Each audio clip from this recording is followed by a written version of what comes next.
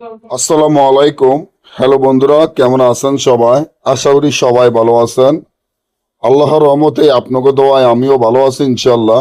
স্বামীকে বাধ্য বশ করা, পরকীয়া থেকে ফিরিয়ে আনা এমন পরীক্ষিত আমল, যে আমলটি আমার স্ক্রিনে আপনারা দেখতে পাচ্ছেন।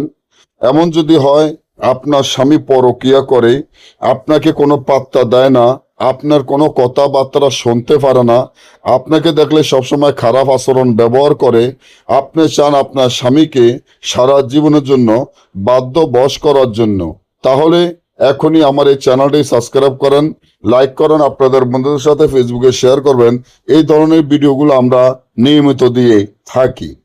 যাদের স্বামী কথা শোনে না, যারা অশান্তির মধ্যে আছেন, সংসারে সবসময় অশান্তি থাকে, সংসারে কোনো সুখ নাই, শান্তি নাই, এবং দিনের পর দিন দেখবেন যে আপনার স্বামী আপনার সাথে খারাপ আচরণ ব্যবহার করে, আপনি চান আপনার স্বামীকে বাধ্য বশ করার জন্য, তাহলে যে নকশাটি দেখতে পাচ্ছেন, এই নকশাটি ঠিক যেভাবে আছে সেভাবে লিখিয়া, নকশার নিচনে স্বামীর নাম, তার পিতার নাম, আপনার মায়ের নাম লিখিয়া নকশাটি মনামনি নকশার ভিতরে দিয়ে একটি শৈল মাছের গলায় বাঁধিয়া নদীতে ছেড়ে দিলে সাথে সাথে আপনার স্বামী সারা জীবনের জন্য আপনার বাধ্য বশ হয়ে আপনার কথা মতো চলবে, আপনার কথা উঠবে, আপনার কথা বসবে।